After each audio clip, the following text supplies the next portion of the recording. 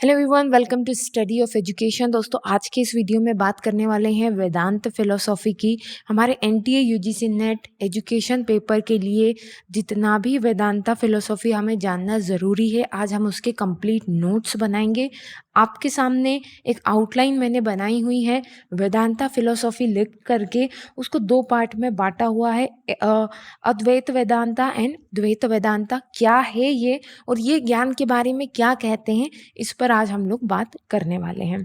तो जल्दी से आई होप आप लोग अपनी कॉपी पेन तैयार रखेंगे और चलिए स्टार्ट करते हैं इस सेशन को। पहली बार अगर चैनल से जुड़ रहे हैं तो चैनल को सब्सक्राइब ज़रूर कीजिएगा। एंड यस, इसके पहले के जो वीडियो हैं आपको चैनल में ज़रूर मिल जाएंगे, और कोशिश करूँगी मैं आपको डिस्क्रिप्शन में भी उसके लिंक मिले ताकि आप बाकी फ़िलोसॉफीज़ भी कवर कर पाएँ।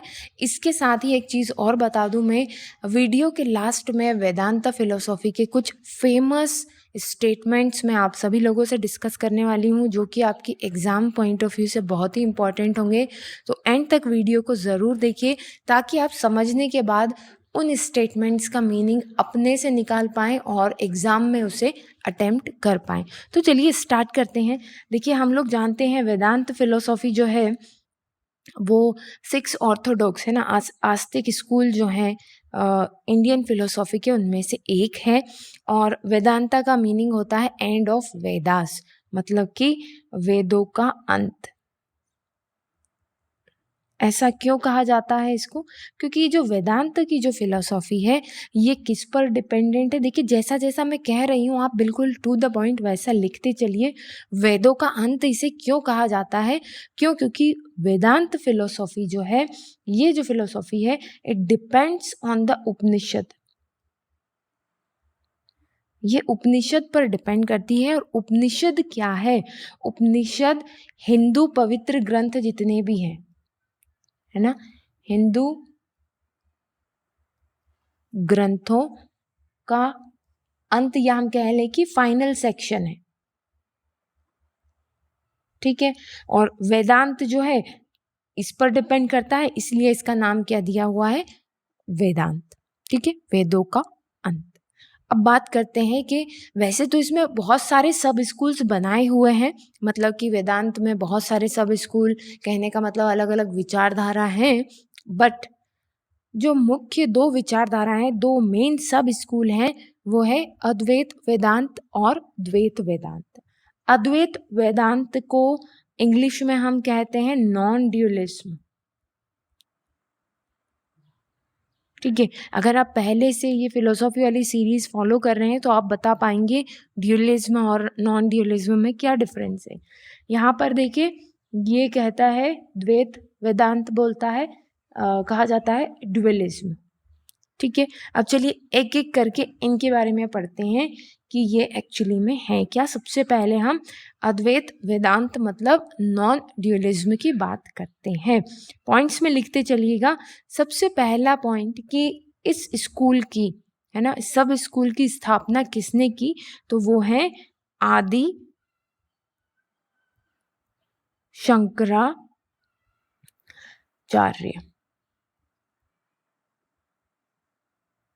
ठीक है, आदि शंकराचार्य जो है, इन्होंने इस स्कूल को इस्टेब्लिश किया था। दूसरी बात, ये स्कूल कहता क्या है? इस स्कूल का बड़ा स्ट्रांगली ये मानना है कि इस यूनिवर्स में सिर्फ एक ही अल्टीमेट रियलिटी है। Only one ultimate reality. वो कौन है? वो है ब्रह्मा। वो है ब्रह्मा। ठीक है, इसके अलावा जो कुछ भी है वो सब क्या है? माया, और इंग्लिश में जिसको हम कहते हैं ना इल्यूजन। ठीक है, ब्रह्मा ही है एक जो सत्य है, जो रियलिटी है, अल्टीमेट रियलिटी है। माया, इल्यूजन क्या है? ये सब असत्य चीजें हैं। ठीक है, थोड़ा सा इसको क्लियर लिख देती हूँ मैं। आई होप आप लोग नोट करते जा रहे हो। और दोस्तों, अगर वीडियो आपके लिए हेल्पफुल हो तो प्लीज़ लाइक ज़रूर कर दीजिएगा ताकि आप जैसे और भी लोगों तक ये वीडियो पहुंच सके। असत्य। ठीक है, उसके बाद सेकंड चीज़ क्या, इसको समझेंगे कैसे हम? देखिए, एक ही रियलिटी है, इसका क्या मीनिंग हुआ? जैसे कि हम रात को सोते हैं, हमें मान लीजिए कोई सपना आया, सपने में हम बहुत सारे लोगों को देखते हैं, बहुत सारी चीज़ें देखते हैं, बट अल्टीमेटली जब हम सुबह उठते हैं तो एक ही सत्य हमें समझ में आता है, वो क्या है? Our mind. तो जैसे सपने में जितने भी ऑब्जेक्ट हमें दिख रहे हैं वो सभी असत्य हैं, सिर्फ हमारा माइंड सत्य है। ऐसे ही इस यूनिवर्स में सिर्फ ब्रह्मा जो है वो वन रियलिटी है, इसके अलावा इस यूनिवर्स में सारी चीज़ें झूठी हैं।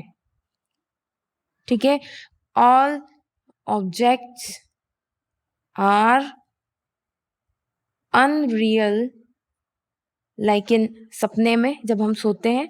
Similarly in this universe all objects in universe unreal, real एक ही है, वो ब्रह्मा है। ये कही बात किसने? अद्वैत वेदांता का ये मानना है। तो नॉन ड्यूलिज्म, दो चीजें नहीं है, सिर्फ एक चीज है। ठीक है, अब बात करते हैं ड्यूलिज्म की। ड्यूलिज्म को एस्टेब्लिश किसने किया है? माधवाचार्य ने। किसने किया है? माधवाचार्य, इन्होंने एस्टेब्लिश किया है और ये बोलते हैं कि रियलिटी जो है वो ड्यूलिस्टिक है। क्या है? ड्यूलिस्टिक है। इसका क्या मीनिंग हुआ कि ड्यूलिस्टिक है? Let me just highlight this. Yes, dualistic का क्या मीनिंग हो गया? ड्यूलिस्टिक का मीनिंग ये हुआ कि इस यूनिवर्स में दो लोग हैं, दो चीजें हैं जो सत्य हैं। एक है गॉड और दूसरा है इंडिविजुअल सोल, मतलब कि आत्मा, है ना? इंडिविजुअल आत्मा और एक है गॉड। ये दो इंडिपेंडेंट रियलिटी है। These two are independent reality. Just a second.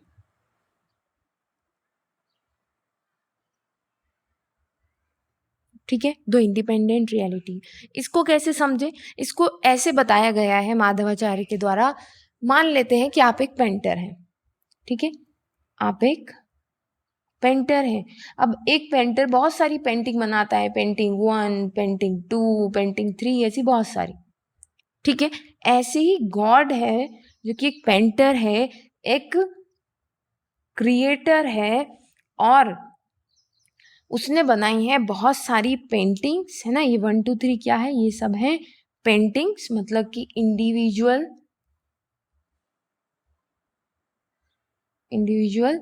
Soul. ठीक है, और वो हो गए क्रिएशंस। ये हैं सब पेंटिंग्स। आई होप आपको क्लियर हो रही होंगी चीज़ें।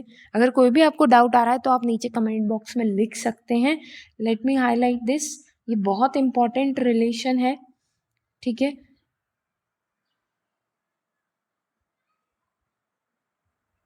ठीक है, आई होप ये क्लियर है। अभी आगे बढ़ते हैं और बात करते हैं कि ज्ञान के बारे में वेदांत क्या कहता है। ये तो हो गई बेसिक नॉलेज। हालांकि वेदांत को अगर हम पढ़ने जाते हैं तो लोगों का जीवन निकल जाता है।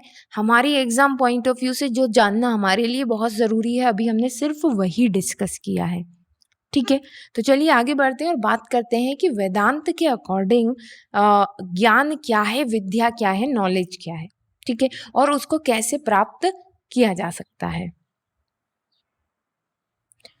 तो हेडिंग डालिए,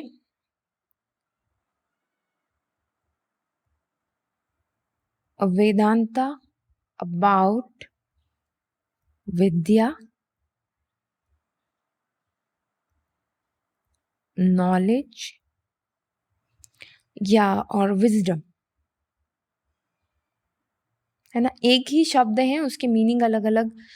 एक ही शब्द को एक अलग अलग शब्दों को एक ही संदर्भ में यूज़ किया गया है। हालांकि अगर आप नॉलेज की डेफिनेशन जानेंगे तो वो अलग हो जाएगी, विजडम की डेफिनेशन अलग हो जाएगी, बट वेदांता के संदर्भ में यहाँ पर तीनों शब्दों को एक ही संदर्भ में यहाँ पर हमने लिया है। ठीक है, अब वेदांत क्या कहता है? वेदांत कहता है कि सिर्फ फैक्चुअल इंफॉर्मेशन होना आपके पास, उसे जमा कर लेना, एक्यूमुलेट करना विद्या नहीं है। तो पहला पॉइंट इसमें है ओनली गैदरिंग और accumulating gathering factual information is not knowledge. Knowledge, ज्ञान या फिर विद्या। ठीक है, तो फिर क्या है? उन्होंने कहा कि विद्या क्या है? विद्या वो है जब आप व्हेन जस्ट अ सेकेंड, विद्या, ये बहुत इंपॉर्टेंट स्टेटमेंट है। विद्या व्हेन यू रियलाइज, आपको ये पता पड़ जाए, realise the ultimate, just a second, the ultimate truth. अब अल्टीमेट ट्रुथ क्या है इनके अकॉर्डिंग? अल्टीमेट ट्रुथ इनके अकॉर्डिंग अल्टीमेट ट्रुथ है nature of self and universal reality को समझना। ठीक है, अल्टीमेट ट्रुथ से इनका क्या मीनिंग है यहाँ पर? अल्टीमेट ट्रुथ से इनका मीनिंग है यहाँ पर, just second, to understand nature of self, आत्मा के नेचर को समझना, एंड द यूनिवर्सल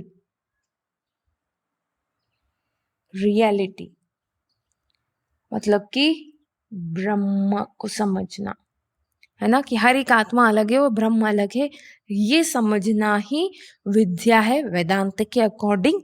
ठीक है, और यही अल्टीमेट ट्रूथ है। बहुत इंपॉर्टेंट, जस्ट सेकेंड, बहुत इंपॉर्टेंट।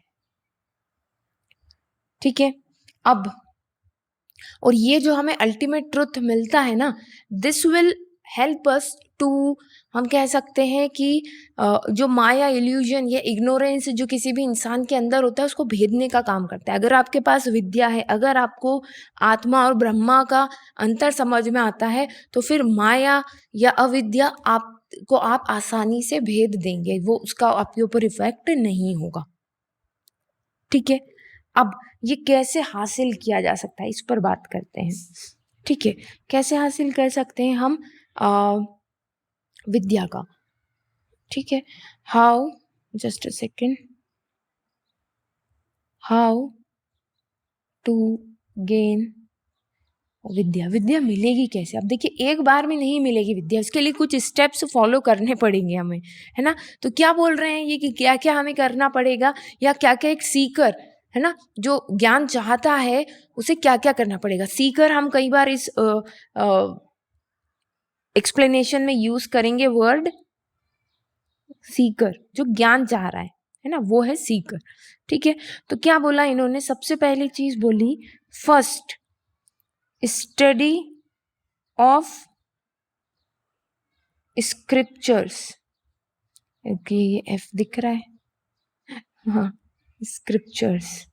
ठीक है, मतलब कि धर्म ग्रंथों की पढ़ाई करना है, ग्रंथों को पढ़ना है, स्पिरिचुअल टेक्स्ट को पढ़ना है।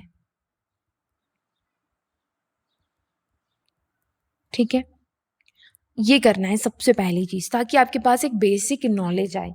फिर दूसरा, आपके पास एक गुरु होना चाहिए, गुरु का गाइडेंस होना चाहिए, गाइडेंस ऑफ गुरु, या हम इसको लिखते गाइडेंस फ्रॉम गुरु, देखिए कई बार ऐसा होता है ना, आप भी कोई बुक पढ़ते होंगे पर आपको वो चीज़ समझ में नहीं आती होगी। आप में से बहुत सारे ऐसे लोग होंगे जो महाभारत, भगवत गीता, गीता सारी ये सारी चीज़ें पढ़ते हैं, बट कुछ चीज़ें हमें समझ में आती, कुछ चीज़ें लगता है अरे क्या बोल रहे हैं, कुछ समझ नहीं पा रहे। तो उस जगह पे ज़रूरत है वेदांत के अकॉर्डिंग गुरु की। वो गुरु कैसा गुरु होना चाहिए? गुरु को ही इन्होंने कहा है स्पिरिचुअल टीचर।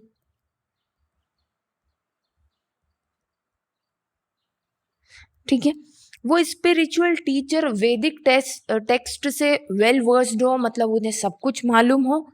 ठीक है, और वो जो गुरु है वो अल्टीमेट ट्रुथ का रियलाइजेशन कर चुका हो। ऑब्वियस सी बात है, जिसे पहले से कुछ आता होगा वो तब तो वो किसी को गाइड करेगा। ठीक है, तो ऐसा गुरु चाहिए जो पहले ही रियलाइज्ड कर चुका है व्हाट इज अल्टीमेट ट्रुथ। ठीक है, तो वो गुरु हमें किस चीज में हेल्प करेगा? To guide. ठीक है, to guide, to clarify doubt, जो भी हमें डाउट आएंगे हम उनसे पूछेंगे, या सीकर को जो भी डाउट आएंगे, एंड प्रैक्टिकल एडवाइस वो देगा कि कैसे आगे बढ़ें अपने पाथ पे, जिससे कि हम अल्टीमेट ट्रूथ को पा सकें। ठीक है, practical advice based on experience. ठीक है, तो ये सेकेंड स्टेप हुई। ठीक है, थर्ड स्टेप क्या होगी और कैसे हम अल्टीमेट ट्रुथ की तरफ बढ़ पाएंगे? थर्ड है, कह रहे हैं वेदांता में कि रिफ्लेक्शन होना चाहिए। जो कुछ भी आपने पढ़ा उस पर सोचना और चिंतन होना चाहिए, मतलब चिंतन मनन करना चाहिए जो कुछ भी पढ़ा है। वही है ये रिफ्लेक्शन एंड कंटेम्पलेशन। ठीक है, सोचना और चिंतन, ये दोनों चीजें, जो भी कुछ आपने पढ़ा है अभी तक, जो भी आपको स्क्रिप्चर से मिला है, लेट मी राइट, है ना, स्क्रिप्चर्स एंड गुरु से आपको जो भी मिला है उस पर आपको क्या करना है? सोचना है और चिंतन करना है। फोर्थ, आगे कह रहे हैं मेडिटेशन। मेडिटेशन, देखिए कोई भी ज्ञान हम तभी प्राप्त कर सकते हैं जब हमारा मन चित्त शांत हो। तो मेडिटेशन इसीलिए किया जाता है ताकि हमारा मन चित्त शांत रहे, तो हम फोकस कर सके जिस भी चीज़ को हम समझना चाह रहे हैं उसको। ठीक है, तो this meditation is actually practice focusing of the mind. क्या लिख सकते हैं हम इसको? प्रैक्टिस ऑफ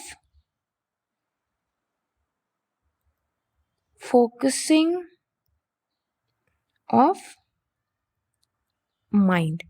ठीक है, एंड एक ऐसी स्टेट में पहुंचना, ठीक है, जो कॉन्शियसनेस की स्टेट हो, ताकि हम जो ट्रुथ हमें समझना है उसको आसानी से समझ सके। माइंड एंड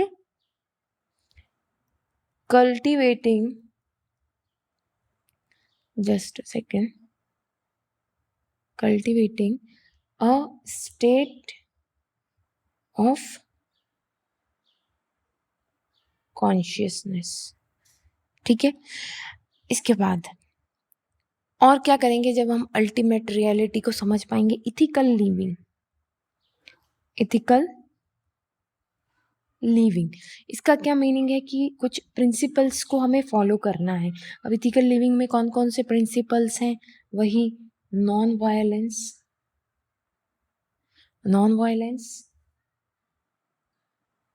ट्रुथफुलनेस, ठीक है, कंट्रोल ओवर सेंसेस, अपने इंद्रियों पर control, just a second, control over senses, ठीक है, नॉन स्टीलिंग। ये सब क्या करती हैं? ये हमारे माइंड को प्यूरिफाई माइंड, ये हमारे माइंड को प्यूरिफाई करती है, प्यूरिफाई माइंड, एंड उस माइंड को इस काबिल बनाती है, अनुकूल बनाती है, so that we can pursue knowledge, so that we can pursue knowledge.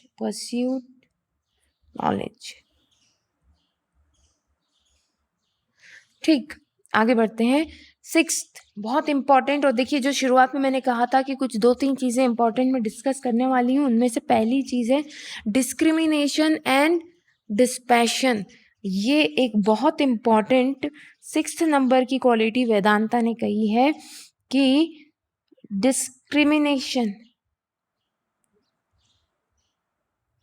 And dispassion व्यक्ति में होना चाहिए, सीकर में होना चाहिए। मतलब कि डिस्क्रिमिनेशन मतलब कि विवेक, आप में सही और गलत, रियलिटी अनरियल को पहचानने की एबिलिटी, वही है डिस्क्रिमिनेशन, विवेक। ठीक है, it's a ability to difference, just a second, difference between, ये इंपॉर्टेंट वर्ड है, बिटवीन रियल कौन है, ब्रह्मा है ना, एंड अनरियल वो कौन है, वर्ल्ड ऑब्जेक्ट। उनमें अंतर करना आपको आना चाहिए, यही है डिस्क्रिमिनेशन। डिस्पैशन मतलब कि बोलते ना वैराग्य, मैं पहले इसको यहाँ वैराग्य लिख देती हूँ। वैराग्य मतलब कि डिअटैचमेंट है ना, डिटैचमेंट फ्रॉम वर्ल्डली डिजायर। इतना स्टेप्स लेने के बाद और इनकी निरंतर प्रैक्टिस करने के बाद जो है वेदांता के अकॉर्डिंग अल्टीमेट नॉलेज और रियलिटी हमें पता पड़ती है। अब एक बहुत ही महत्वपूर्ण लाइन आप सभी लोगों के साथ डिस्कस करने वाली हूँ और इसको थोड़ा सा हाईलाइट कर देती हूँ because it's really really very very important. Just second, ठीक है, ये येलो वाला बहुत इंपॉर्टेंट है। आगे बात करते हैं। देखिए वेदांता क्या कहता है कि अल्टीमेट नॉलेज है ना, सिर्फ इंटेलेक्चुअल अंडरस्टैंडिंग नहीं है। ठीक है, ultimate knowledge is not intellectual understanding but a direct experiential knowledge। समझे आप बात को, अल्टीमेट नॉलेज इंटेलेक्चुअल अंडरस्टैंडिंग नहीं है। जब आपको वाकई में नॉलेज या ज्ञान या विद्या मिल जाएगी तो वो एक्सपीरियंशियल है, वो आप एक्सपीरियंस भी करेंगे। ठीक है, तो ये बहुत ही इंपॉर्टेंट स्टेटमेंट है जो अक्सर एग्जाम में इस एक्सपीरियंशियल नॉलेज का यूज होता है, तो आपको ध्यान में रखना है कि ये बात हो रही है वेदांता की। ठीक है, तो आई होप आप सभी लोगों को ये लेक्चर पसंद आया होगा और अगर आप हमसे जुड़ना चाहते हैं तो हमारे टेलीग्राम चैनल का लिंक नीचे है, आप उससे जुड़ सकते हैं। वहाँ पर आपको रेगुलर अपडेट्स मिलती रहेंगी, पुरानी वीडियो, नए आने वाले वीडियो और जो कुछ हम लोग टेस्ट सीरीज़ या फिर जो वेबसाइट पर रोज़ नए क्वेश्चन आते हैं उससे रिलेटेड, तो ज़रूर हमसे वहाँ पर जुड़िए। फिर जल्दी मिलते हैं नेक्स्ट वीडियो में, तब तक के लिए best of luck and bye.